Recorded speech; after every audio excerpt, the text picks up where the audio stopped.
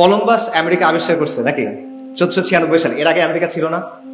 ছিল, লক্ষ লক্ষ মানুষ ছিল সেখানে, লক্ষ লক্ষ না, মিলিয়ন্স, কোটি কোটি মানুষ ছিল ওখানে। সভ্যতা ছিল, ইনকা সভ্যতা ছিল, আজটেক সভ্যতা ছিল, কোটি কোটি মানুষের সেখানে বসবাস। কিন্তু ইউরোপিয়ানরা যখন সেখানে গেল তখন আমেরিকা আবিষ্কার হয়েছে, এর আগ পর্যন্ত আবিষ্কার ছিল না, এরকম একটা ব্যাপার।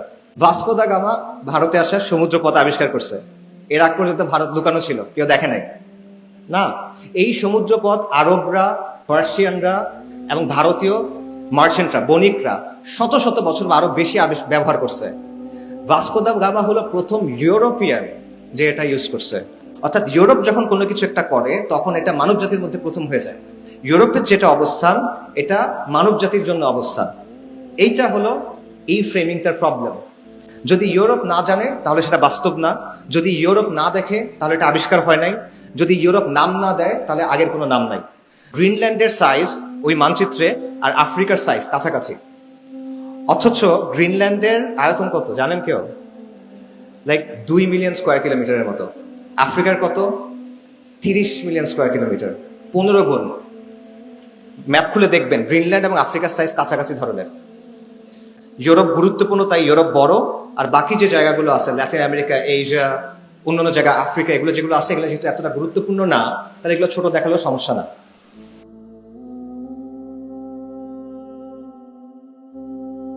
শিক্ষা নিয়ে একটা বিখ্যাত উক্তি আছে, নলেজ ইজ পাওয়ার। এই উক্তিটা কার, কেউ জানেন? জ্ঞানী শক্তি, বিখ্যাত উক্তি, ফ্রান্সিস বেকন। এটা হলো ফ্রান্সিস বেকনের উক্তি।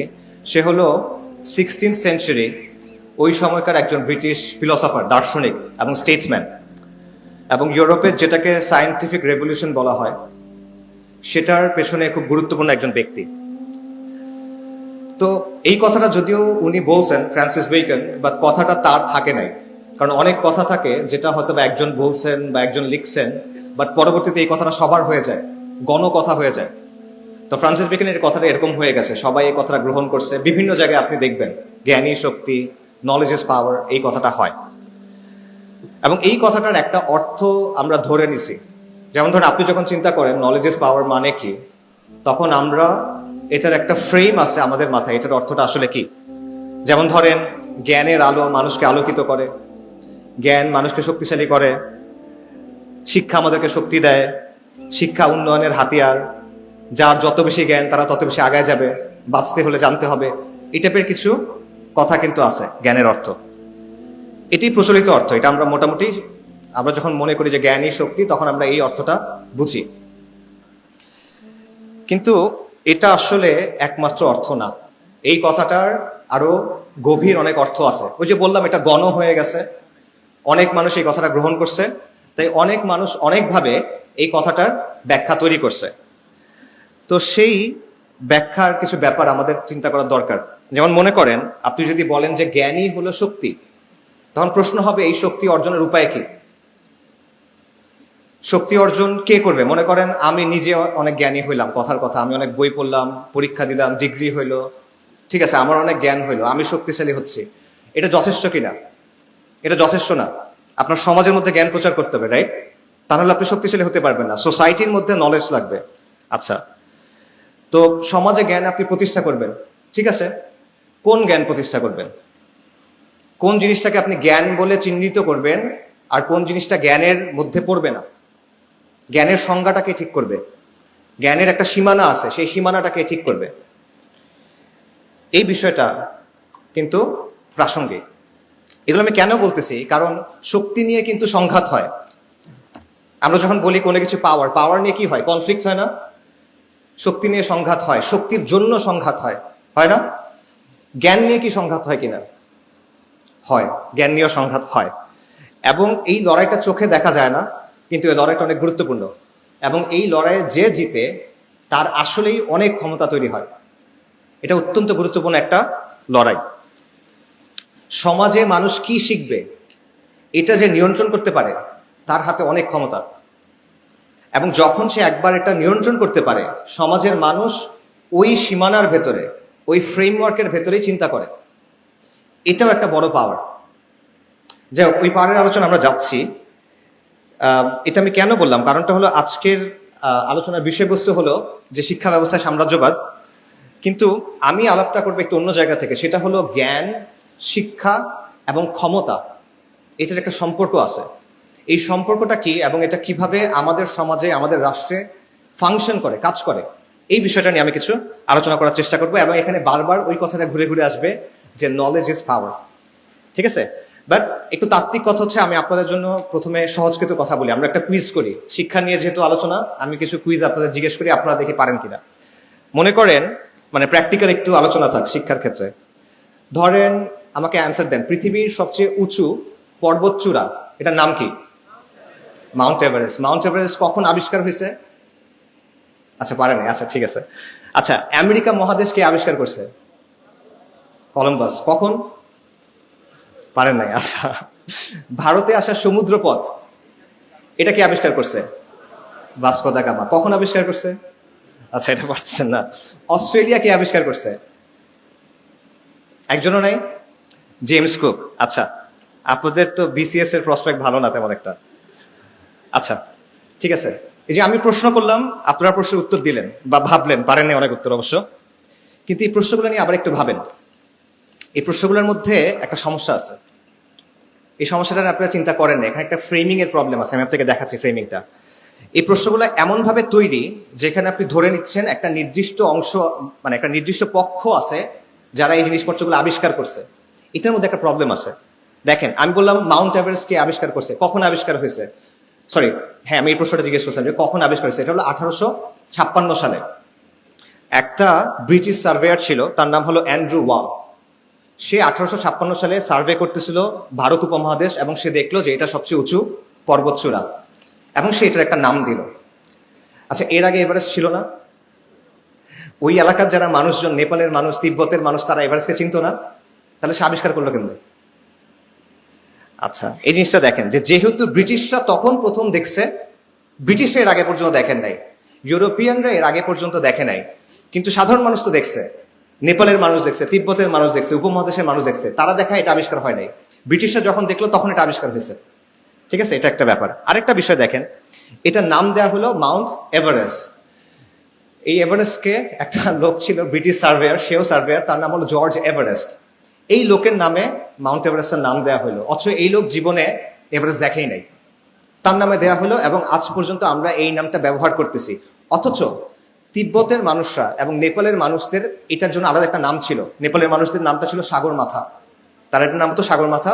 তিব্বতেরও একটা নাম আছে, নামটা কঠিন, তাই আমি বলতেছি না, আপনারা খুঁজে নেন। আচ্ছা, তো এতদিন ধরে যারা এখানে হাজার হাজার বছর ধরে আছে, তারা যে নাম দিছে সেই নাম কিন্তু আমরা গ্রহণ করি নাই। নাম গ্রহণ করা হয়েছে কাদের? ব্রিটিশদেরটা। আচ্ছা, এরকম আরো উদাহরণ দেখেন। কলম্বাস আমেরিকা আবিষ্কার করছে নাকি 1496 সালে? এর আগে আমেরিকা ছিল না? ছিল, লক্ষ লক্ষ মানুষ ছিল সেখানে, লক্ষ লক্ষ না, মিলিয়ন্স, কোটি কোটি মানুষ ছিল ওখানে। সভ্যতা ছিল, ইনকা সভ্যতা ছিল, আজটেক সভ্যতা ছিল, কোটি কোটি মানুষের সেখানে বসবাস। কিন্তু ইউরোপিয়ানরা যখন সেখানে গেল তখন আমেরিকা আবিষ্কার হয়েছে, এর আগ পর্যন্ত আমেরিকা ছিল না, এরকম একটা ব্যাপার। আচ্ছা, আরেকটা দেখেন, ভাস্কো দা গামা ভারতে আসার সমুদ্র পথ আবিষ্কার করছে। এর আগ পর্যন্ত ভারত লুকানো ছিল, কেউ দেখে নাই না। এই সমুদ্র পথ আরবরা, পার্সিয়ানরা এবং ভারতীয় মার্চেন্টরা, বণিকরা শত শত বছর বা আরো বেশি ব্যবহার করছে। ভাস্কো দা গামা হলো প্রথম ইউরোপিয়ান যে এটা ইউজ করছে, কিন্তু আমরা বলতেছি সে এটা আবিষ্কার করছে, সে কিন্তু এটা আবিষ্কার করে নাই। অস্ট্রেলিয়া জেমস কুক আবিষ্কার করছে, আপনারা যারা বিসিএস দিবেন মনে রাখেন 1770 সালে। এটাও কিন্তু আবিষ্কার না, তখনও অলরেডি অস্ট্রেলিয়াতে লক্ষ লক্ষ মানুষ বসবাস করে। যেহেতু ইউরোপিয়ানরা প্রথম সেখানে গেল, তাই তখন অস্ট্রেলিয়া আবিষ্কার হলো। ঠিক আছে, অর্থাৎ তারা আসলে কি করছে, তারা প্রথম ইউরোপিয়ান যারা এই কাজটা করছে, কিন্তু এটাকে প্রেজেন্ট করা হয় কি, তারা মানব জাতির মধ্যে প্রথম যারা এই কাজটা করছে। অর্থাৎ ইউরোপ যখন কোনো কিছু একটা করে তখন এটা মানব জাতির মধ্যে প্রথম হয়ে যায়। ইউরোপের যেটা অবস্থান, এটা মানব জাতির জন্য অবস্থান। এইটা হলো এই ফ্রেমিংটার প্রবলেম। ঠিক আছে, যদি ইউরোপ না জানে তাহলে সেটা বাস্তব না, যদি ইউরোপ না দেখে তাহলে এটা আবিষ্কার হয় নাই, যদি ইউরোপ নাম না দেয় তাহলে আগের কোনো নাম নাই। যদি ইউরোপ যখন কোনো জিনিসকে ইউরোপ জানে, যখন কোনো জিনিসকে ইউরোপ দেখে, তখন ওটা জ্ঞান হয়ে ওঠে, তার আগ পর্যন্ত এটা জ্ঞান না। ইউরোপ জানার আগে কোটি কোটি মানুষ জানে, আমেরিকায় কোটি কোটি মানুষ ছিল, ভারতবর্ষে ব্যবসা হয়ে আসছে হাজার হাজার, মানে শত শত হাজার হাজার বছর ব্যবসা হয়ে আসছে, ডাজন্ট ম্যাটার। ইউরোপ যেহেতু জানে না, এটা জ্ঞান না। সো ইউরোপ হলো মানদণ্ড, ওয়েস্ট হলো মাপকাঠি, ক্রাইটেরিয়ান, যেটা দিয়ে আপনি রিয়ালিটিকে এবং জ্ঞানকে বিচার করেন। এটা হলো বায়াস, এটাকে নাম আছে, এটা হলো ইউরোসেন্ট্রিক বায়াস বলা হয় বা ইউরোসেন্ট্রিজম বলা হয়। আমি বলি এটা হলো ফিরিঙ্গি কেন্দ্রিকতা। এটার আরেকটা এক্সাম্পল দিই, আমার কাছে স্লাইড থাকলে আমি দেখাতে পারতাম। সেটা হলো আপনারা ম্যাপ দেখেন না, বিশ্ব মানচিত্র, এখনকার যতগুলো বিশ্ব মানচিত্র আছে এটা একটা নির্দিষ্ট ফরম্যাটে তৈরি করা হয়, এটাকে বলা হয় মার্কেটের প্রজেকশন। মার্কেটার 1569 সালে একজন ইটালিয়ান ন্যাভিগেটর ছিলেন, উনি একটা ম্যাপ তৈরি করছিলেন ওয়ার্ল্ডের, তার নাম হলো গেরডাউস মার্কেটার। এটার আদলেই বর্তমানের অধিকাংশ ম্যাপ তৈরি করা হয়।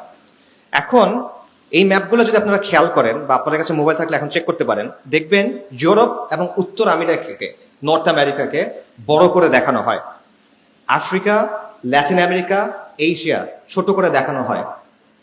এবং আপনারা চেক করবেন গ্রিনল্যান্ডের সাইজ ওই মানচিত্রে আর আফ্রিকার সাইজ কাছাকাছি, অথচ গ্রিনল্যান্ডের আয়তন কত জানেন কেউ? লাইক 2 মিলিয়ন স্কোয়ার কিলোমিটারের মতো। আফ্রিকার কত?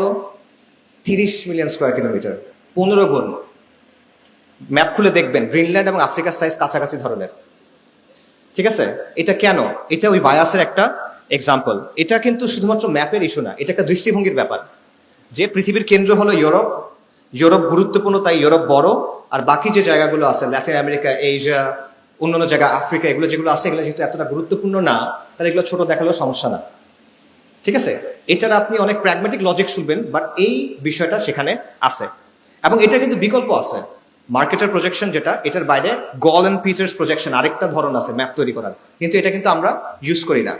ঠিক আছে, তো আমি এই যে উদাহরণগুলো দিলাম, এটার কারণটা কি? এটার কারণটা হলো এই ব্যাপারগুলো আমাদেরকে বর্তমান বিশ্বের একটা বাস্তবতা দেখায়।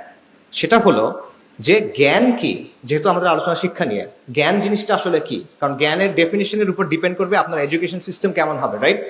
সো জ্ঞান কি, এই জিনিসটা যখন আমরা ডিফাইন করতেছি, যখন আমরা চিন্তা করতেছি, আমরা ইউরোপিয়ানদের যে ফ্রেমওয়ার্ক সেটার ভেতরেই চিন্তা করতেছি, ইউরোসেন্ট্রিক যে ফ্রেমওয়ার্ক সেটার ভেতরেই চিন্তা করতেছি। ইউরোপ যেটা ঠিক করে সেটাই জ্ঞান, ইউরোপ যেভাবে ঠিক করে সেটাই জ্ঞান, সেটাই সবাইকে শিখতে হবে, সেটাই সবাইকে মানতে হবে।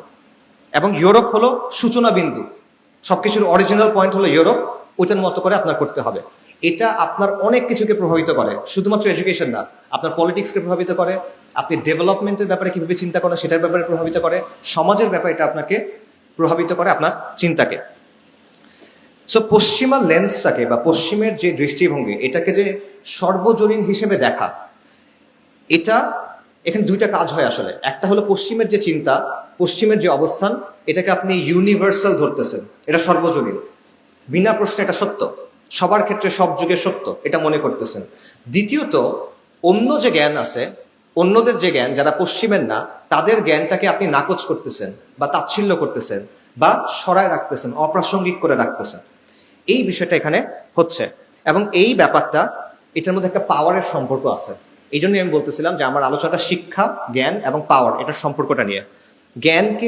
জ্ঞান উৎপাদন করা, এই বিষয়টা নিরপেক্ষ না। এই যে তারা নাম দিচ্ছে, এটা নিরপেক্ষ না, এটা সবসময় কারো না কারো একটা এজেন্ডা, কারো না কারো একটা দৃষ্টিভঙ্গি সেটার মধ্যে মানে গেঁথে থাকে। এই বিষয়টা সবসময় জ্ঞানের মধ্যে থাকে। এবং যে জ্ঞান ঠিক করে, যে নামগুলা ঠিক করে, যে জ্ঞানের ডেফিনেশন দেয়, যে জ্ঞানের সীমানাটা ঠিক করে, সে অনেক বড় একটা পাওয়ার আপনার উপর এক্সারসাইজ করে। এইটা হলো নলেজ ইজ পাওয়ারের আরেকটা ব্যাখ্যা। আচ্ছা, তো এই কথাটা, এই বাস্তবতা আমাদের সমাজে আছে, আমাদের রাষ্ট্রে আছে, আমাদের নিজেদের দৃষ্টিভঙ্গির মধ্যেও এটা মিশে আছে। তো সেটা কিভাবে মিশে আছে ওই আলোচনায় যাচ্ছি, তার আগে সংক্ষেপে কয়েকটা কথা আরো বলি। এই কথাগুলো আমি আপনাদের কিছু প্রশ্ন করে করলাম, কিছু উদাহরণ দিলাম। আপনারা মনে করতে পারেন যে এটা আমি নিজে বানায় বানায় বলতেছি, এটা বানায় বানায় বলতেছি না, এটার লম্বা একাডেমিক আলাপ আছে, অনেক তত্ত্ব, অনেক রিসার্চ, অনেক আর্গুমেন্টস এখানে আছে। ওই যে সেটার ভেতরে ডিটেলে ঢোকার সুযোগ নাই এখন, আমাদের আলোচনার সময় কম, বাট স্টিল আমি অল্প করে খুবই বেসিক কিছু কথা আপনাদের বলি, যেটা আপনাদের বুঝতে সহজ করবে ইনশাল্লাহ। ধরেন আপনারা অনেকে এডওয়ার্ড সাইদের নাম শুনছেন, রাইট? অনেকে হয়তো বা শুনছেন। এডওয়ার্ড সাইদ গত শতাব্দীর একজন অন্যতম চিন্তাবিদ, প্রভাবশালী চিন্তাবিদ, কালচারাল ক্রিটিক, এবং তার খুব বিখ্যাত একটা বই আছে যেটার নাম হলো ওরিয়েন্টালিজম। আপনারা অনেকেই জানেন, 1978-এ বের হয়েছে, এবং যেটাকে পোস্ট কলোনিয়াল থিওরি বলা হয় বা পোস্ট কলোনিয়াল স্টাডি বলা হয়। সেটাকে এটা ব্যাপকভাবে প্রভাবিত করছে। তো এই যে ওরিয়েন্টালিজম বইটা, এখানে ওনার মূল আলোচনার বিষয়বস্তু কি? ওনার আলোচনার বিষয়বস্তু হইল যে পশ্চিমা বিশ্ব একটা নির্দিষ্টভাবে পূর্বকে উপস্থাপন করে, পশ্চিমা বিশ্ব একটা নির্দিষ্টভাবে প্রাচ্যকে উপস্থাপন করে, বিশেষ করে মুসলিম বিশ্বকে, এবং এটার সাথেও ক্ষমতা, শাসন, নিয়ন্ত্রণের একটা সম্পর্ক আছে। তো উনি বলতেছেন যে জ্ঞান আসলে সবসময় নিরপেক্ষ হয় না। আমরা মনে করি জ্ঞান নিরপেক্ষ, বাট জ্ঞান আসলে সবসময় নিরপেক্ষ না। পশ্চিমাদের রাজনৈতিক এজেন্ডা এবং তারা যে জ্ঞান তৈরি করে, এই দুইটার মধ্যে একটা সম্পর্ক আছে, বিশেষ করে কলোনিয়ালিজমের সাথে, উপনিবেশবাদের সাথে, এবং এখনকার যে বিশ্ব আমরা সাম্রাজ্যবাদ বলি এটার সাথেও। পশ্চিম যেটা করছে, তার ক্ষমতার একটা প্রকল্প ছিল, সে পুরো বিশ্বকে দখল করবে, সে পুরো বিশ্বকে নিয়ন্ত্রণ করবে। সে এই প্রকল্পের সাথে তার জ্ঞান চর্চার যে প্রকল্প, সে দুটাকে মিক্স করছে, একটা আরেকটাকে হেল্প করছে। এটা হলো এডওয়ার্ড সাইডের বক্তব্য। এবং সে যে জ্ঞানটা তৈরি করতেছে, এটার উদ্দেশ্য হলো তার যে শাসন, তার যে আগ্রাসন, তার যে দখলদারিত্ব, তার যে কলোনিয়ালিজম, এটাকে জাস্টিফিকেশন দেওয়া। ঠিক আছে? এবং বর্তমানেও এই বিষয়টা হয়। আগে হয়তো এটা ওরিয়েন্টালিজমের নামে, এখন এটা হয় মনে করেন কাউন্টার টেররিজম স্টাডিজ এটার নামে, ইসলামিক স্টাডিজ এটার নামে, ইভেন ডেভেলপমেন্টাল স্টাডিজ, এই জিনিসগুলোর নামেও এটা হয়। কিভাবে? সাইদ একটা পার্থক্য করতেছেন, সেটা হলো নলেজের দুইটা ধরন আছে, একটা হলো পিওর নলেজ, একটা হলো পলিটিক্যাল নলেজ। পিওর নলেজ মানে প্রকৃত জ্ঞান, আরেকটা হলো রাজনৈতিক জ্ঞান। ধরেন প্রকৃত জ্ঞান কি? ধরেন 2+2 = 4, এটা পিওর নলেজ। এটাকে রাজনৈতিকভাবে ইউজ করার কোনো ওয়ে নাই। এটার ব্যবহার করার মাধ্যমে একটা গোষ্ঠী আরেকটা গোষ্ঠীকে, একটা জাতি আরেকটা জাতিকে দমন পীড়ন করতে পারবে না। এটা ব্যবহার করে সে অস্ত্রশস্ত্র বানাতে পারে, সেটা ভিন্ন কথা, কিন্তু এই জ্ঞান ইটসেলফ এটা নিয়ন্ত্রণের হাতিয়ার না। কিন্তু পলিটিক্যাল নলেজ আছে, যেই নলেজের উদ্দেশ্য হলো রাজনৈতিক বিভিন্ন প্রকল্প বা রাজনৈতিক বিভিন্ন কাজকে বৈধতা দেওয়া। এবং এটার সবচেয়ে ভালো এক্সাম্পল হলো প্রাচ্যবাদ, যেটাকে ওরিয়েন্টালিজম বলা হয়। আপনি প্রাচ্যের একটা বিশেষ ছবি তৈরি করতেছেন, প্রাচ্যকে একটা নির্দিষ্টভাবে প্রেজেন্ট করতেছেন, যাতে করে প্রাচ্যের উপর আপনি কিছু কাজ করতেছেন, এগুলোকে বৈধতা দেওয়া যায়। ঠিক আছে? সো আপনি বলতেছেন কি, যে পশ্চিমা বিশ্ব মানে শ্রেষ্ঠ, আর প্রাচ্য মানে হলো ইনফিরিয়ার। আপনি বলতেছেন পশ্চিম মানে উন্নত, পশ্চিম মানে প্রগতিশীল, পশ্চিম মানে আগ্রহী, পশ্চিম মানে গণতন্ত্র, মানে এগুলো সব ভালো জিনিস। আর পূর্ব মানে বর্বর, মধ্যযুগীয়, পিছনে পড়ে আছে, ইত্যাদি ইত্যাদি, অসভ্য মানুষ। রাইট? তাহলে আমি চাই প্রাচ্যের ভালো, পূর্ব দিকে যে মানুষগুলো আছে আমি তাদের ভালো চাই। তো ভালো হবে কিভাবে? আমি পশ্চিমা মানুষ, আমার অনুকরণ করে আমি তাদের হেল্প করতে চাই। সো পশ্চিমারা যে বিভিন্ন জায়গায় গিয়ে গিয়ে দখল করতেছে, উপনিবেশবাদ করতেছে, লুটপাট করতেছে, এটা আসলে খারাপ কাজ না। সে আসলে আপনাকে সভ্য করতে আসছে, তার উদ্দেশ্য আসলে আপনার ক্ষতি করা না। ঠিক আছে? এইটা হলো ওরিয়েন্টালিজমের একটা মূল কাজ, যেটা এডওয়ার্ড সাইড বলতেছেন। তার অর্থাৎ সাদা মানুষ আপনার ভালো চায় দেখে সে আপনাকে মারতে আসছে, সে আপনার ভালো চায় দেখে সে আপনাকে দখল করতে আসছে, সে আপনার ভালো চায় দেখে সে আপনার উপরে জিনিসপত্র চাপাই দিচ্ছে। তার কোনো খারাপ উদ্দেশ্যই নেই, তার উদ্দেশ্য আপনাকে সভ্য করা। সিভিলাইজিং মিশন, এটার নাম আছে সিভিলাইজিং মিশন, হোয়াইট ম্যানস বার্ডেন, অনেক কিছু আছে, রুডিয়ার্ড কিপলিং এর কবিতা আছে, এটসেট্রা। সো এখানে সে কি করতেছে দেখেন, তার দখলদারিত্বের একটা কাজ আছে, সে দখল করতে চায়, লুট করতে চায়, শাসন করতে চায়। এটার জন্য সে একটা জ্ঞান, মানে একটা শাস্ত্র তৈরি করছে, এটা সে একটা ব্যাখ্যা দিচ্ছে, এটা সে একটা বুদ্ধিভিত্তিক ব্যাখ্যা নিয়ে আসছে। এই কাজটা হলো ওই যে বললাম জ্ঞানের সাথে ক্ষমতার সম্পর্ক, এটা হলো সেই সম্পর্কটা। আমি জ্ঞানের একটা ধারা তৈরি করলাম, যার একমাত্র কাজটাই হলো আমার যে রাজনৈতিক প্রকল্প, এটার বৈধতা দেওয়া। ঠিক আছে? সো এইটা হলো ওরিয়েন্টালিজমের এডওয়ার্ড সাইডের বক্তব্য, যে পশ্চিমা দখলদারিত্ব বলেন, লুটপাট বলেন, জুলুম বলেন, এগুলোর বৈধতা আসতেছে ওরিয়েন্টালিজম থেকে, প্রাচ্যবাদ মানে জ্ঞানের একটা ধারা থেকে। জ্ঞান এখানে নিরপেক্ষ না, জ্ঞান এখানে রাজনীতির একটা হাতিয়ার। একই ধরনের কথা ফ্রেঞ্চ অনেক দার্শনিক আছে, মিশেল ফুকো এবং এরকম আরো অনেক আছে, তারাও একই ধরনের কথা বলছেন, যে জ্ঞান আর ক্ষমতা আসলে আলাদা না। যার হাতে ক্ষমতা আছে সে ঠিক করে যে কোন জ্ঞানটা গ্রহণ করা যাবে, কোন জ্ঞানটা গ্রহণ করা যাবে না, কোনটা আসলে জ্ঞান, কোনটা আসলে জ্ঞান না। এখানে আমি আরেকজন লোকের কথা বলে শেষ করবো, সেটা হলো ডক্টর ওয়াইল হাল্লাক। ওয়াইল হাল্লাক হলো ইসলামিক স্টাডিজের বর্তমান বিশ্বের সবচেয়ে মানে ফরমোস্ট এক্সপার্টদের একজন। তো ওনার বক্তব্য হলো যে এডওয়ার্ড সাইড এই কথাটা বলতেছেন শুধুমাত্র ওরিয়েন্টালিজমের ক্ষেত্রে, অর্থাৎ পশ্চিমা বিশ্ব যখন পূর্বের বিশ্বকে নিয়ে স্টাডি করে, তখন এখানে তার একটা রাজনৈতিক প্রকল্প থাকে। এটা হলো এডওয়ার্ড সাইডের কথার একটা সিম্পলিফাইড ভার্সন।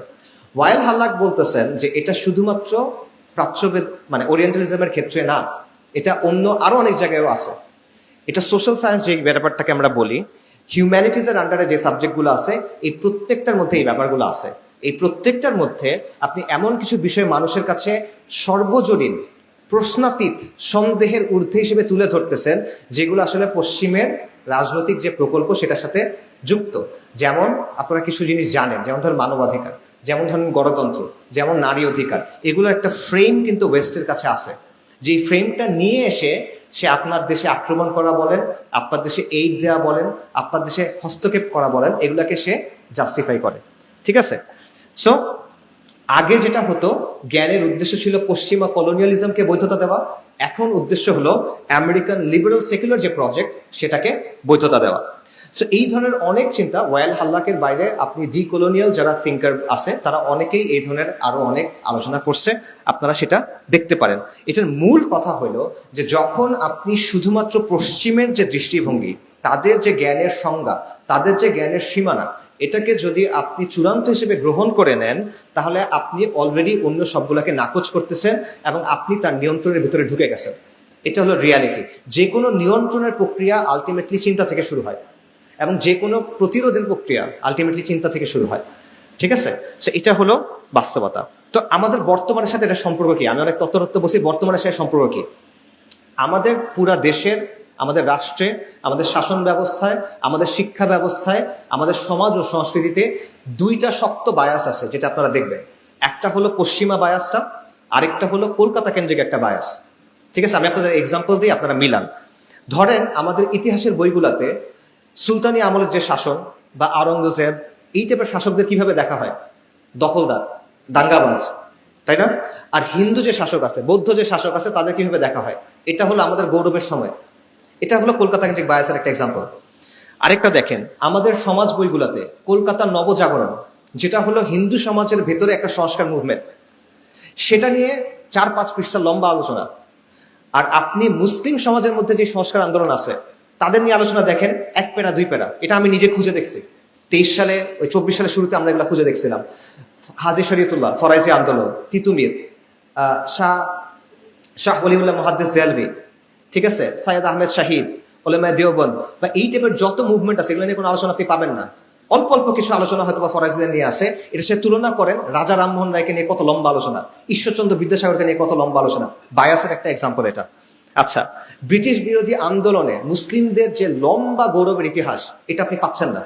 ফকির আন্দোলন থেকে শুরু করে, ফকির বিদ্রোহ থেকে শুরু করে 1857 সালে মহা অভ্যুত্থান বলেন, বালাকোটের কথা বলেন, বারাসাতের কথা বলেন, তিতুমিরের কথা বলেন, খিলাফত আন্দোলনের কথা বলেন, মাওলানা উলায়াত আলী, মাওলানা ইনায়াত আলী, ওনাদের কথা বলেন, ফরাইজিদের কথা বলেন, এই আলোচনা নাই। কার আলোচনা আছে? সূর্য সেনের আলোচনা আছে, প্রীতিলতার আন্দোলন আলোচনা আছে, ক্ষুদিরাম আর প্রফুল্ল চাকির আলোচনা আছে। তারা কোত্থেকে আসতেছে? আবারও এটা একটা বায়াসের এক্সাম্পল, কলকাতা কেন্দ্রিক বায়াস, সেটার একটা এক্সাম্পল। তো এভাবে কি হচ্ছে, আপনার ইতিহাস থেকে আপনাকে আলাদা করে ফেলা হচ্ছে। ব্রিটিশ বিরোধী যে আন্দোলন, আমাদের যে সংগ্রাম, সেখানে আপনার রোল যেটা ছিল, ইসলামের যে ভূমিকা ছিল, মুসলিম পরিচয়ের যে ভূমিকা ছিল, এটা কিন্তু আপনি মুছে ফেলতেছেন। আরো আছে, আপনি শিক্ষার ক্ষেত্রে দেখেন, পর্দার বিধান নিয়ে নেগেটিভ প্রেজেন্টেশন আমাদের বইয়ের মধ্যে এগুলো আছে। আমাদের ইসলাম শিক্ষা বইতে ইসলামের এমন সব ব্যাখ্যা দেওয়া হচ্ছে যেটা হলো রাষ্ট্রের অনুমোদিত ব্যাখ্যা, সেকুলারদের অনুমোদিত ব্যাখ্যা, সেটা আপনি দিতে পারতেছেন। আমাদের সমাজ বিজ্ঞান বইতে জেন্ডার আইডিওলজি এটা আছে, ট্রান্সজেন্ডার বা ঢোকানো হয়েছে, আন্দোলন করে কিছুটা কমানো হয়েছিল, এগুলো আপনারা সব জানেন। আমাদের সমাজ বিজ্ঞান বইতে র্যাডিক্যাল ফেমিনিজম থেকে আসা অনেক অবস্থানকে সর্বজনীন সত্য হিসেবে তুলে ধরা হয়েছে। এগুলো হলো ইউরোসেন্ট্রিক বায়াস। ঠিক আছে? সো এটার ফলে কি হচ্ছে, একদিকে আপনি তার অবস্থানটাকে সর্বজনীন হিসেবে তুলে ধরতেছেন, অন্যদিকে আপনার যে অবস্থান, আপনার যে ইমান, আপনার যে দিনের অবস্থান, সেটাকে তাচ্ছিল্য করতেছে, যেটা আসলে কিছু না। আরো দেখেন, আমাদের এখানে লালমনিরহাটে 69 হিজরির একটা মসজিদ আছে, আমি এটা অনেক জায়গায় আলোচনা করছি, সাহাবা মসজিদ। এইটার কথা আপনারা বইয়ে কিন্তু গুরুত্ব দিয়ে পাবেন না। আদৌ আছে কিনা জানি না আমি, যদি থাকেও গুরুত্ব দিয়ে নাই। অথচ এটা অত্যন্ত গুরুত্বপূর্ণ একটা বিষয়, কারণ এটার ফলে আপনার আত্মপরিচয়ের যে আলোচনা, আপনার ইতিহাসের যে আলোচনা, এটা পুরোটা চেঞ্জ হয়ে যায়। এই যে আমাদের দেশে বলে যে আমাদের দেশে বাংলার ইসলাম চলবে, আরবীয় ইসলাম চলবে না, 69 হিজরিতে এখানে ইসলাম আসছে, ওটা কোন ইসলাম আসছে? 69 হিজরি মানে কারবালার 8 বছর পর।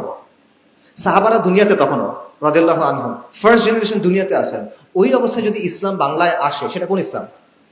কিন্তু আপনি যেহেতু এটা সরাই ফেলছেন, আপনি এখন বলতে পারতেছেন আমাদের আরবের ইসলাম লাগবে। আরবের ইসলাম হইলে হবে না, বাংলার ইসলাম লাগবে। আপনি বলতে পারতেছেন আরবের ইসলাম এখানে আসে নাই, পারস্য ঘুরে একটা ইসলাম এখানে আসছে, ওই ইসলাম আমাদের গ্রহণ করতে হবে। তো এই কথাটা আনলে ওই পুরো কথাটা কিন্তু ভেঙে যায়। বাঙালি মুসলিমের পরিচয় নিয়ে যে আলোচনা আছে পুরাটা আপনি ভেঙে দিতে পারেন, কিন্তু সেটা কিন্তু এখানে আসতেছে না। আমাদের এখানে যে অলিয়া উলিয়ারা আসছিলেন, বাবা আদম শহীদ বলেন, শাহ মাকদুম বলেন, শাহ জালাল বলেন, এরকম অনেকজন আসছেন না, তাদের আলোচনা কিন্তু আপনার বইয়ে নাই। তাদের আলোচনা যেহেতু আপনার বইয়ে নাই, আপনার আত্মপরিচয়ের মধ্যে ওই কথাগুলো নাই। সো এই সবগুলা কি করতেছে? আপনি নিজেকে নিয়ে কিভাবে চিন্তা করেন এটাকে প্রভাবিত করতেছে না? আপনার পরিচয় নিয়ে আপনি কিভাবে চিন্তা করেন এটাকে প্রভাবিত করতেছে না? আপনি ইতিহাস নিয়ে কিভাবে চিন্তা করেন এটাকে প্রভাবিত করতেছে। আপনি ভবিষ্যৎ নিয়ে কিভাবে চিন্তা করেন সেটাকে প্রভাবিত করতেছে, এবং এটা আমাদের সমাজ ও সংস্কৃতিকে প্রভাবিত করতেছে। ফর এক্সাম্পল, এডওয়ার্ড সাইদের একটা কথা ছিল যে পশ্চিমারা কি করছে, পূর্ব দিকের যারা মানুষ তাদের একটা ক্যারিকেচার তৈরি করছে। ক্যারিকেচার বুঝেন তো, মানে সে আসলে যেমন সেভাবে আপনি তাকে দেখান না, আপনি তার একটা বিকৃত রূপ দেখান যেটাকে অ্যাটাক করা সহজ, রাইট? এই জিনিসটা বাংলাদেশে মানে হুবহু সেকুলার প্রগতিশীলরা করে, হুজুরদের ব্যাপারে, এই আপনাদের ব্যাপারে, হুজুরদের ব্যাপারে, মুসলিম পরিচয়ের ব্যাপারে। দশকের পর দশক নাটক, সিনেমা, মিডিয়াতে আপনারা দেখছেন যে দাড়ি টুপিওয়ালা মানুষ মানে এটা নেতিবাচক জিনিস, হুজুর মানে হলো নারী লোভী, হুজুর মানে প্রতারক, হুজুরের বউ নির্যাতিত, হুজুরের বউকে মুক্ত করতে হবে। কে মুক্ত করবে? সেকুলার প্রগতিশীলরা গিয়ে তাকে মুক্ত করবে। আমাদের কালচার যেগুলো হিন্দুদের কাছ থেকে আসছে বা বৌদ্ধদের কাছ থেকে আসছে, ফানুস উড়ানো থেকে শুরু করে মঙ্গল শোভাযাত্রা টাইপের যত জিনিসপত্র আছে সব বাঙালি সংস্কৃতি, টিপ থেকে শুরু করে সব বাঙালি সংস্কৃতি। আর যখনই ইসলামের কোনো কিছু আসে, যেই ইসলাম 69 হিজরি থেকে এখানে আসে 1400 বছর ধরে, তখন ওটা হলো বাইরের জিনিস। ঠিক আছে? একটা বায়াস, ক্লিয়ার বায়াস আপনি এখানে দেখবেন। সো এইরকম অনেকগুলো ব্যাপার আছে, অন্যান্য জায়গায় আমি আলোচনা করছি, এখানে আর বললাম না। এই সবগুলো কিন্তু হচ্ছে কেন?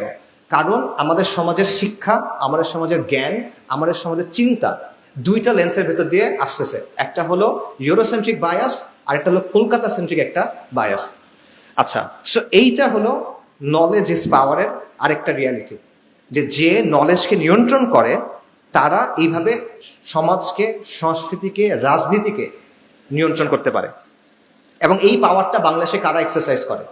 বাংলাদেশের যারা সেকুলার প্রগতিশীল গোষ্ঠী, যারা সংখ্যায় অনেক কম, তারা এই পাওয়ারটা হাতে রাখে। এই যে দেখেন অনেকগুলো সংস্কার কমিশন হয়েছে না, এই সংস্কার কমিশনগুলোর ভেতরে কারা আছে? এই সেকুলার প্রগতিশীল গোষ্ঠী, এরাই আছে। এরা দেশের মানুষের প্রতিনিধিত্ব করে না, কিন্তু তারা ঠিক করতেছে সংস্কার কিরকম হবে। আমরা শিক্ষা নিয়ে আলাপ করতেছি, শিক্ষার সংস্কার ব্যাপারটা একটা পলিসি রিলেটেড আলোচনা, রাইট? পলিসি কি হবে সেটা নিয়ে আলোচনা। তো ওই টেবিলে আপনি তো যেতেই পারতেছেন না, আপনাকে ওই টেবিলে তারা ঢুকতেই দিবে না। ওই টেবিলে তারা এনে বসাচ্ছে কাদেরকে? সেকুলার লিবারাল কিছু মানুষজনকে, তারাই ঠিক করতেছে। অর্থাৎ আপনি যে সংস্কার করবেন ওই সুযোগটা আপনাকে দেওয়া হচ্ছে না, অতটুক পর্যন্ত আপনি যেতে পারবেন না। এই রিয়ালিটিগুলো আছে, আপনি কোনো জায়গায় ধরুন প্রোগ্রাম করতে পারবেন না, কথা বলতে পারবেন না, এই রিয়ালিটিগুলো ওখানে আছে। এবং এটা হচ্ছে এই পাওয়ারটার কারণে। এবং এই পাওয়ারটার ব্যাপারটা এমন যে এটা সেকুলাররা যদিও বানাইছে, আমরা এটা গ্রহণ করে নিয়েছি। এই কারণে অনেক মানুষ যারা মুসলিম, অনেক মানুষ যারা ইসলামের পক্ষে কাজ করার কথা বলে, তারাও এই ফ্রেমের ভেতর দিয়ে চিন্তা করে যে অমুককে আসতে দেওয়া যাবে না, তমুককে আসতে দেওয়া যাবে না, ওই কথা বলা যাবে না, ওই কাজটা করা যাবে না, কারণ ভারত রাগ করবে, কারণ আমেরিকা এই কাজটা করতে দিবে না, সো আমরা এটা করতে দিব না। তারা নিজে একবারে এই কাজটা করতেছে। অর্থাৎ চিন্তার মধ্যে এই প্রভাবটা পড়ে গেছে, ইভেন যারা মুসলিম পরিচয়কে ওন করে বা ইসলামের জন্য কাজ করার কথা বলে। এইটা হলো পাওয়ার, নলেজ ইজ পাওয়ারের রিয়ালিটি হলো এইটা। সো এইটা কেন হয়েছে আমি সংক্ষেপে শেষ করি, বেশি সময় যেহেতু নাই। এটার অনেকগুলো কারণ আছে। এটার একটা কারণ হলো কলোনিয়ালিজম। উইলিয়াম অ্যাডামস নামে একজন স্কটিশ মিশনারি এবং শিক্ষা নিয়ে কাজ করা ব্যক্তি ছিলেন। উনি বলতেছেন যে ইংরেজরা এখানে আক্রমণ করার আগে বাংলায় 80,000 শিক্ষা প্রতিষ্ঠান ছিল এবং প্রতি 400 মানুষের জন্য একটা মাদ্রাসা ছিল। ইংরেজরা এসে এগুলো সবগুলো ধ্বংস করছে। মুসলিমদের অনেকগুলো সামাজিক প্রতিষ্ঠান ছিল যেগুলো ওয়াকফের ভিত্তিতে চলতো, ওয়াকফের ভিত্তিতে চলতো, মদদি মাআশ ছিল, জায়গিরদার ছিল, এরকম ব্যাপার ছিল, যেগুলো বেসিক্যালি মাদ্রাসা, মক্তব, খানকা, মুসাফির খানা, এরকম অনেকগুলো জিনিসকে ফান্ড করতো। ইংরেজরা এই প্রত্যেকটা জিনিস ভেঙে দিছে, আইন করে, দখল করে সব নিয়ে নিছে। যার ফলে যেটা হয়েছে, ওই যে সামাজিক একটা ইকোসিস্টেম ছিল ওটা পুরোপুরিভাবে কোলাপস করছে। তারপর ইংরেজরা রাষ্ট্র শাসনের প্রশাসনিক ভাষা চেঞ্জ করে দিছে হুট করে। একদিকে এগুলো সব ভেঙে দিছে, আরেকদিকে চেঞ্জ করে বলছে আগে ফার্সি ছিল, এখন ইংরেজিতে এই কাজগুলো করতে হবে। কিন্তু মুসলিমদের তো এখন সুযোগই নাই, মুসলিম মধ্যবিত্ত ক্লাসটা নষ্ট হয়ে গেছে। মানে কয়েক দশকের মধ্যে মুসলিম মধ্যবিত্ত ক্লাসটা নিশ্চিহ্ন হয়ে গেছে। তারা আর পারতেছে না বাচ্চাদেরকে স্কুলে পাঠাতে, মানে শিক্ষা প্রতিষ্ঠানে পাঠাতে। এই জিনিসটাও এখানে হয়েছে। সো এটা হলো জাস্ট একটা এক্সাম্পল। আরেকটা জিনিস হলো, পশ্চিমাদের একটা দৃষ্টিভঙ্গি আছে শিক্ষার ব্যাপারে, এটাকে এপিস্টেমিক রেসিজম বলে, জ্ঞানতাত্ত্বিক বর্ণবাদ। মানে যেটা আমি বললাম, ওরা যেটা বুঝছে এটাই জ্ঞান, এটার বাইরে আর কিছু নাই। আপনারা ম্যাকওয়ালির কথা শুনছেন হয়তোবা, ভারতের যে শিক্ষা ব্যবস্থা, এটার ফাদার বলতে পারেন তাকে। এই লোকের একটা কথা আছে যে ইউরোপের একটা ভালো লাইব্রেরির একটা তাকে বা একটা ভালো লাইব্রেরির একটা শেলফে যেই পরিমাণ বই আছে এবং সেখানে যে জ্ঞান আছে, পুরা ভারত এবং পুরা আরবের জ্ঞান সেটা সমান না। ঠিক আছে, আবারও শোনেন, ইউরোপের একটা লাইব্রেরির একটা সাইডে যে জ্ঞান আছে, পুরা আরব এবং পুরা ভারতের জ্ঞান এটা সমান না। এটা হলো সহজ ভাষায় এপিস্টেমিক রেসিজম, যেটা তারা বুঝছে এটাই ঠিক, বাকিদেরটা গোনার টাইম নেই, এটা কোনো মূল্য নাই, সহজ কথা। এই দৃষ্টিভঙ্গিটা আমাদের মধ্যে আছে, আমাদের সমাজের মধ্যে এই দৃষ্টিভঙ্গি তৈরি হয়েছে। কিভাবে হয়েছে? কারণ ওরা নিজেদের একটা শিক্ষা ব্যবস্থা তৈরি করছে, ওরা তো শোষণ করে। কলোনিয়ালরা কি করছে, ইংরেজরা কি করছে, 200 বছর ধরে শোষণ করছে, লুটপাট করছে। লুটপাট করার জন্য কিন্তু একটা সিস্টেম লাগে। বাংলাদেশে যখন এলোমেলো লুটপাট হইতেছে, এখন যখন ঝামেলা, হাসিনার সময় মনে করেন সিস্টেমেটিক চাঁদাবাজ ছিল, মানে একজনের চাঁদা দিতে হইতো, এখন মনে করেন 7 জনের চাঁদা দিতে হয়, ঝামেলা কিন্তু। তো লুটপাট করতেও কিন্তু প্রপার সিস্টেম লাগে। এই সিস্টেমের জন্য কি লাগে? কেরানি লাগে। তো কেরানি বানানোর জন্য ওরা একটা এডুকেশন সিস্টেম তৈরি করছিল। তো এই সিস্টেম থেকে কেরানি তৈরি হয়েছে যারা ওদের মতো করে চিন্তা করে। কেরানি মানে বিসিএস দিছে যারা, মানে জিতো যারা, আপনারা এখন নেগেটিভ ভাবে নিতে পারেন, বাট পয়েন্টটা কিন্তু আমলাতন্ত্র, যেটা ইংরেজদের বানানো আমলাতন্ত্র, এটা সিম্পলি তাদের যে শাসন যন্ত্র, যেটার মূল কাজ ছিল শোষণ করা, এটাকে প্রপারলি রান করানোর জন্য তৈরি হয়েছে। যেই কারণে এই আমলাতন্ত্রটা এতটা গণবিরোধী, এটা বাস্তবতা। যাই হোক, এখন কি হয়েছে, এই সিস্টেম থেকে যারা বের হয়েছে তারা কিন্তু ইউরোপের চিন্তা ভাবনা নিয়ে বের হয়েছে। সো তারা ইসলামের ব্যাপারে, মুসলিম পরিচয়ের ব্যাপারে, ইসলামী যে জ্ঞান সেটার ব্যাপারে তাদের দৃষ্টিভঙ্গি ভালো না খারাপ? খারাপ। সে ইংরেজের চোখ দিয়ে ইসলামকে দেখে। এবং ইংরেজরা যখন গেছে, ক্ষমতায় কাদেরকে বসেছে? এদেরকে, যারা ওদের বিরুদ্ধে 50 বছর 40 বছর ধরে যুদ্ধ করে আসছে, তাদের তো সে বসাবে না। যারা তার অনুগত, তাদেরকে সে বসে গেছে। সো এই যে দৃষ্টিভঙ্গি, এটা আমাদের সমাজে রয়ে গেছে। সো এইভাবে এমন একটা অবস্থা হয়েছে যে আমাদের সমাজের এখন অবস্থাটা কি দেখেন, ইসলামের সাথে সম্পর্কিত যে কোনো মূল্যবোধ, যে কোনো বিধান, যে কোনো চর্চা, এটাকে আমরা অনগ্রসর মনে করি, এটাকে আমরা মধ্যযুগীয় মনে করি, এটাকে আমরা ব্যাকডেটেড মনে করি। পশ্চিমা চিন্তা আর দর্শন আর ব্যবস্থা, এটা কি খুব ভালো, এটা হলো প্রগতির পথ, এটা হলো উন্নতির পথ, এটাই করতে হবে, এই তো সুন্দর, ওরা যেহেতু বলছে তাই ভালো, এটা আমরা চিন্তা করি। এবং আমরা চিন্তা করি যে ইসলাম লিমিটেড একটা জায়গা আছে, আপনার ব্যক্তিগত জীবনে আপনি এটা পালন করবেন, এর বাইরে যদি এটা আপনি আনতে চান, যে আনতে চাইবে এই লোক সমস্যা, একে দমন করতে হবে, উগ্রবাদী, রাইট, তাকে আটকায় ফেলতে হবে আপনার। সো এইটা হলো আপনার আত্মপরিচয় এবং আপনার আত্মবিশ্বাস, এটাকে সে সম্পূর্ণভাবে ধ্বংস করে দিচ্ছে। আপনি পরিপূর্ণভাবে তার মতো করে চিন্তা করতেছেন অলমোস্ট। এবং আমরা নিজেরা এখন ইসলামের অনেক বিষয়কে সন্দেহের চোখে দেখি, আমরা নিজেরা আমাদের দিন নিয়ে হীনমন্যতায় ভুগি, এবং আমরা পশ্চিমা কাঠামোর বাইরে গিয়ে চিন্তা করতে ভয় পাই। এইটার কারণ হলো এই জ্ঞানতাত্ত্বিক বিষয়টা। ঠিক আছে, আচ্ছা। সো এইভাবে এই পুরা ব্যাপারটা, জ্ঞানের ব্যাপারে এই দৃষ্টিভঙ্গি আমাদের সমাজ, শাসন সবকিছুকে নিয়ন্ত্রণ করতেছে। তো এটা শেকড় কোথায়? এটা শেকড় দুটো জায়গায় বা একটা জিনিসই, সেটা হলো সেকুলার শাসন বা সেকুলার রাষ্ট্র। মানে আপনি যদি চান, আপনার মনে করেন শিক্ষার সংস্কার করতে চান, কিন্তু শিক্ষার সংস্কারের বিষয়টা যুক্ত হলো সেকুলার শাসন এবং সেকুলার রাষ্ট্রের সাথে। কেন?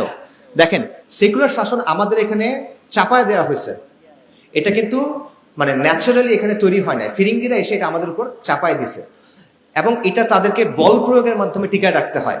ইসলাম কোনোদিন সেকুলার ব্যবস্থা মেনে নিবে না, সেকুলার ব্যবস্থা কোনোদিন ইসলামকে মেনে নিবে না, দুইটার মধ্যে সংঘাত অনিবার্য। তো সে কি করবে? সে এটাকে সবসময় নিয়ন্ত্রণ করার চেষ্টা করবে। এবং নর্মালি সেকুলারিজমের কাজই এটা, যে সে ধর্মকে নিয়ন্ত্রণ করার চেষ্টা করে। ইসলামের ক্ষেত্রে এই চেষ্টাটা বেশি, কারণ অন্য সব ধর্ম সেকুলারিজমের সাথে মিলে নিজেকে চেঞ্জ করে নিছে। খ্রিস্ট ধর্মের কথা চিন্তা করেন, ইহুদি ধর্মের কথা চিন্তা করেন, তারা এটা করছে, কিন্তু ইসলাম এটা করতেছে না। ইসলাম এখনো বলতেছে যে চূড়ান্ত কর্তৃত্ব কার? আল মালিকুল মুলক, আল্লাহ। সো সে যেহেতু এটা মানতেছে না, তার প্রতি আমার বেশি ফোকাস করতে হবে, তার প্রতি আমার বেশি চাপ দিতে হবে, এই জিনিসটা তারা করতেছে। এই কারণে সেকুলার ব্যবস্থা কন্টিনিউয়াসলি এটা চেষ্টা করতে থাকবে সে যেন সমাজে ইসলামের প্রভাবটা কি করতে পারে, নিয়ন্ত্রণ করতে পারে। এটা সে কন্টিনিউয়াসলি চেষ্টা করতে থাকবে, এবং যতদিন ইসলামের এই স্বকীয়তাটা থেকে যাবে, সেকুলার ব্যবস্থা কিন্তু নিশ্চিন্ত ফিল করবে না, তার মধ্যে একটা অনুভূতি থাকবে যে এদিক থেকে আমার বিপদ হবে। এই জিনিসটাকে আমার থামাতে হবে, এই চিন্তাটা তার অলওয়েজ থাকবে। এই জন্য সে কি করবে, সে পাবলিক স্ফিয়ারে ইসলামের যে প্রভাব এটাকে সে কমানোর চেষ্টা করবে, সে ইসলামের রাজনৈতিক যে চেতনা বা সামগ্রিক যে চেতনা এটাকে ভেঙে ফেলার চেষ্টা করবে, এবং সে মুসলিমদের চেষ্টা করবে মুসলিমরা যেন আদর্শিকভাবে সেকুলার কাঠামোকে গ্রহণ করে নেয়। সো এই কারণে শিক্ষা এবং জ্ঞান নিয়ে যে বিষয়টা, এটা সরাসরি সেকুলার শাসনের সাথে জড়িত।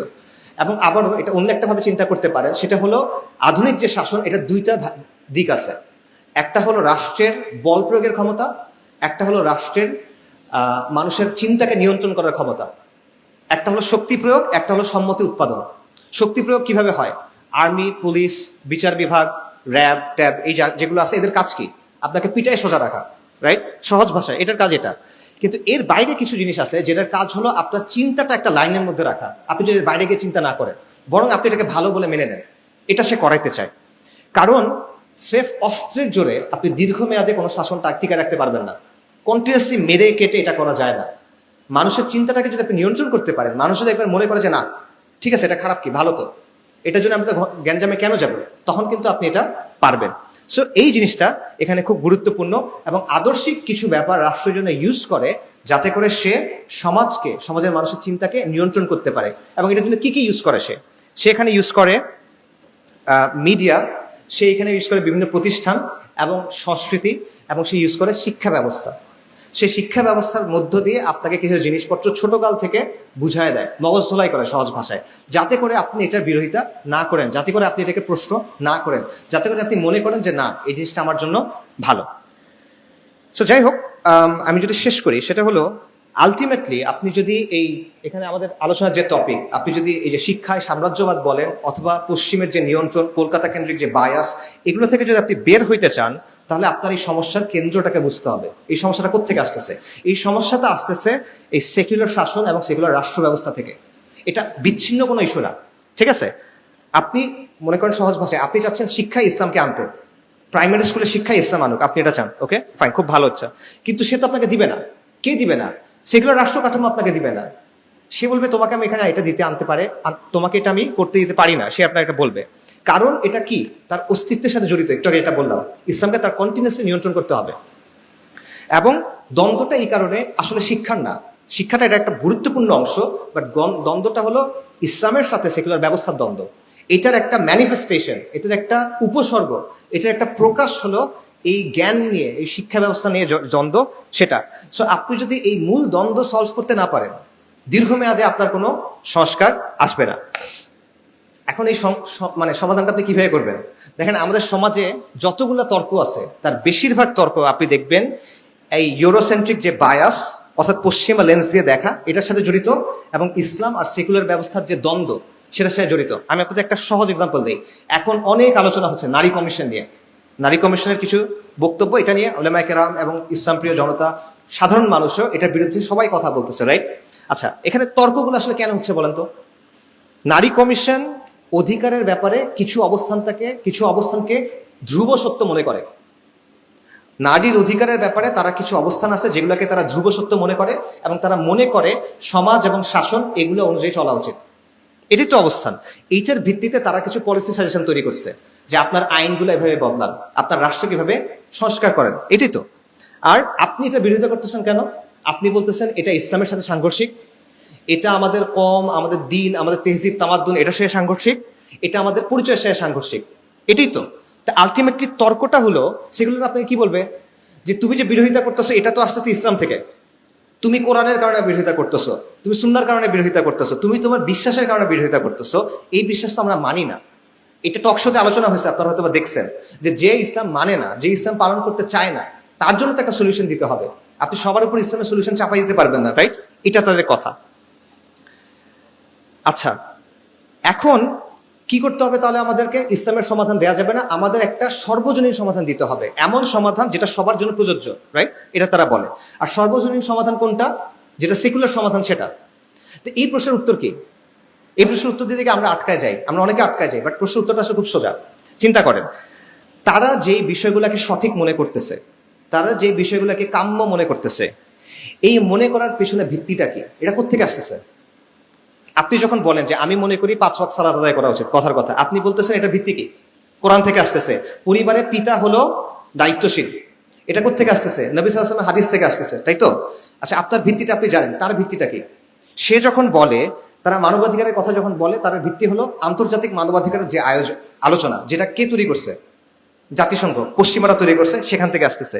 সে বলতেছে প্রকৃতির কথা, প্রকৃতি ভালো, এই জিনিসটা প্রকৃতির সাথে, আপনাদেরটা প্রকৃতির সাথে মেলে না, আমাদেরটা প্রকৃতির সাথে মেলে, এই কথাটা সে বলতেছে। প্রকৃতির ধারণা সে কোত্থেকে আনতেছে? সেটা আনতেছে পশ্চিম থেকে। সে বলতেছে এটা ডেমোক্রেটিক ভ্যালুসের সাথে সামঞ্জস্যপূর্ণ, গণতান্ত্রিক মূল্যবোধের সাথে সামঞ্জস্যপূর্ণ। এটা সে কোত্থেকে পাচ্ছে? পুরা দুনিয়ার মানুষ বসে একসাথে হয়ে ঠিক করছে এগুলো গণতান্ত্রিক মূল্যবোধ? পুরা দুনিয়ার মানুষ একসাথে বসে ঠিক করছে এগুলো মানবাধিকার, আমরা সবাই মানছি? না, ওরা ঠিক করছে। সেটা সে আপনার উপর এনে চাপা দিচ্ছে। বরং তারা এটাও বলতেছে যে এই কাজগুলো করা উচিত, কারণ পৃথিবীর বিভিন্ন দেশে এটা হয়। এটা কি ধরনের যুক্তি? পৃথিবীর বিভিন্ন দেশে যেহেতু এরকম আছে, তাই বাংলাদেশে এটা করা উচিত, এটা কি ধরনের যুক্তি? আপনি আমাকে প্রুফ করে দেখান যে জিনিসটা সঠিক। কাজেই এই বিষয়গুলো প্রত্যেকটাকে আপনি প্রশ্নবিদ্ধ করতে পারেন। আমরা সবাই মনে করি যে প্রত্যেকটা মানুষের ন্যূনতম কিছু অধিকার আছে, শুধু মানুষের না, প্রত্যেকটা মাখলুকের আছে হাক্কুল ইবাদ। কিন্তু এই অধিকার কে ঠিক করবে? আল্লাহ ঠিক করবেন। কিন্তু তারা কি বলে, তাদের জায়গায় কি অধিকার ঠিক করে? মানুষের খেয়াল খুশি। এবং তাদের অধিকারের আলোচনাটা কি? সমকামিতার অধিকার আছে, লিঙ্গ বদলের অধিকার আছে, ইউথেনেশিয়ার অধিকার আছে, আত্মহত্যা করার অধিকার আছে, ইসরায়েলের গণহত্যার অধিকার আছে। Israel has the right to defend itself. প্রত্যেকটাই আছে, তারা তাদের মতো করে ঠিক করে। তো এটা সর্বজনীন কিভাবে ভাই? সে তার নিজের কিছু অবস্থানকে আপনার উপর সর্বজনীন বলে চাপাই দিচ্ছে, আপনি তাকে প্রশ্ন করেন না কেন? এই বিষয়টা বুঝতে হবে। সে যখন বলে মানবাধিকার আছে, আমি বলবো হ্যাঁ মানবাধিকার আছে, আমি মানবাধিকার নিব ইসলাম থেকে, তুমি মানবাধিকার নিচ্ছ পশ্চিম থেকে। আমারটা যদি বায়াসড হয়, তোমারটা নিউট্রাল কেন? রাইট? এই প্রশ্নটা আবার তাকে করতে পারতে হবে প্রত্যেকটা জিনিসের ক্ষেত্রে। আমি বলতে পারি প্রগতির নামে তোমরা এমন কিছু কাজকর্ম করছো যার কারণে তোমাদের সমাজ ধ্বংস হয়ে যাচ্ছে, তোমাদের পরিবার ধ্বংস হয়ে যাচ্ছে, এটা আমি চাই না। আধুনিকতার নামে তোমরা ভালো অনেক কাজ করছো, খারাপ অনেক কাজ করছো। আধুনিকতার নামে তোমরা প্রকৃতিকে নিয়ন্ত্রণ করার চেষ্টা করছো, যার কারণে এখন ক্লাইমেট ডিজাস্টার হচ্ছে, প্রকৃতি ধ্বংস হয়ে যাচ্ছে। লিটারেলি যে জায়গাটায় আমরা থাকি তোমরা সেটা নষ্ট করে ফেলছো। তাহলে এটা পুরোপুরি ভালো কেমনে হয়? আমি মনে করি না এটা ভালো। ব্যাপারটা বুঝতে পারছেন? আপনার ধর্মের ব্যাপারে সে যেমন প্রশ্ন বলতে পারে যে এটা তো তোমার বিশ্বাস, আমার বিশ্বাস না। তার অবস্থানের ব্যাপারে আপনি বলতে পারেন এটা তো তোমার মত, এটা তো আমার মত না, তুমি এটা কিসের ভিত্তিতে আমার উপর চাপাই দিচ্ছ? সো এই বিষয়টা বুঝতে হবে। আপনার অবস্থান যেমন বায়াসড, যদি আপনি বলেন বায়াসড, তার অবস্থানও আলটিমেটলি বায়াসড। সে যে কাজটা করছে সেটা হলো তার নিজের অবস্থানটাকে সে নিরপেক্ষ বলছে।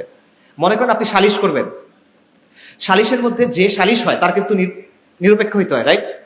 কিন্তু সে যদি আসলে একটা পার্টি হয়, তার নিজের এখানে একটা স্বার্থ আছে, কিন্তু সে সবাইকে বুঝাইছে সে নিরপেক্ষ, তখন কিন্তু সে সালিশে জিতছে, সে যেটা চায় এটাই হয়। তো এই বিষয়টা বোঝা খুব জরুরি। পশ্চিমারা এবং সেকুলাররা এক্স্যাক্টলি এই কাজটাই করছে। তারা আপনার অবস্থানটাকে বলছে বায়াস, তাদের যে বিশ্বাস, যেই বিশ্বাসের ভিত্তি হলো মানুষের খেয়াল খুশি, এটাকে তারা বলতেছে সর্বজনীন। এই কাজটা তারা করতেছে। তো যাই হোক, যদি আমরা শেষ করি, সেটা হলো আপনার একটা বিশ্বাস কাঠামো আছে, তার একটা বিশ্বাস কাঠামো আছে। আপনার বিশ্বাস কাঠামোর দিক থেকে আপনি এক ধরনের শিক্ষা চান, এক ধরনের সমাজ চান। তার বিশ্বাস কাঠামোর দিক থেকে সে এক ধরনের বিশ্বাস চায়, এক ধরনের সমাজ চায়, এবং দুটা মিলতেছে না, দুটার মধ্যে সংঘাতের মতো একটা অবস্থা। এখানে কোনো নিরপেক্ষ অবস্থান নাই। এটা ভুলেও মনে করবেন না যে সেকুলার অবস্থান নিরপেক্ষ অবস্থান। দুনিয়াতে কোনো নিরপেক্ষ অবস্থা হয় না। আপনি এটা, কেউ যদি এসে বলে আমি বেদের শাসন চান, আপনি বুঝেন এটা নিরপেক্ষ না। কেউ এসে বলে বাইবেলের শাসন চাই, আপনি বুঝেন নিরপেক্ষ না। ত্রিপিটকের শাসন চাই, নিরপেক্ষ না। কিন্তু কেউ এসে যখন বলে আমি XYZ মতবাদের শাসন চাই, তখন আপনি মনে করেন নিরপেক্ষ। এটা আমাদের ভুল। কোনো নিরপেক্ষ অবস্থা দুনিয়াতে নাই। প্রত্যেকটা অবস্থান, এটার পেছনে কোনো না কোনো বিশ্বাস থাকে। এটা দর্শনে অনেক পুরনো একটা আলাপ, এটার নাম হলো এপিস্টেমিক রিগ্রেস। এটাতে আর ঢুকতেছি না। নিরপেক্ষ কোনো অবস্থান নাই, এটা হয় না, সম্ভব না। এখন দেখেন, সমাজের একটা অংশ এটা চায়, একটা অংশ এটা চায়, এটা সমাধান কিভাবে হবে? আমরা যে সমাধানের কথা বলি কিভাবে হবে, এটা দুইটা ওয়ে আছে।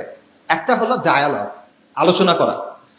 সেকুলাররা আসলো, যারা ইসলামের পক্ষে তারা আসলো, আমরা বললাম যে সামগ্রিক কিছু স্বার্থ আছে সমাজের সামগ্রিক কিছু কল্যাণ আছে, এগুলোর দিকে তাকায় আসেন আমরা আলোচনা করি, আপোষ রফা করি। কিছু জায়গায় আপনি ছাড় দেন, কিছু জায়গায় আমি ছাড় দিই, কথার কথা। এরকম একটা সমাধান হতে পারে। কিন্তু আমার মতে এটা জীবনেও হবে না। কেন হবে না? কারণ সেকুলাররা এটা চায় না। তারা জমিদারি চায়, তারা একচ্ছত্র আধিপত্য চায়, এবং তারা যেহেতু শক্তিশালী এখন, তারা এটা করতে আগ্রহী না। তারা মনে করে যে সে আপনাকে পিষে ফেলতে পারবে, সে আপনাকে সরাই দিতে পারবে। এটা হলো একটা বিষয়। আর দুই নম্বর বিষয় হলো, আসলে তাদের সাথে শেয়ার্ড স্বার্থ আমাদের আছে কিনা কোনো কল্যাণের ব্যাপারে। কোনো একটা ভবিষ্যতের ব্যাপারে আমরা একমত হতে পারতেছি কিনা এটা নিয়েও আমি আসলে শিওর না। মানে তারা কি ধরনের বাংলাদেশ চায় বা তারা এই ভূখণ্ডের জন্য কি ধরনের ভবিষ্যৎ চায় আর আপনি কি ধরনের ভবিষ্যৎ চায়, আমার মতে এই দুটো আসলে মেলে না। তো যদি না মেলে তাহলে আপনি আপোষ করবেন কেমনে, না মেলে আপনি ডায়ালগ করবেন কেমনে?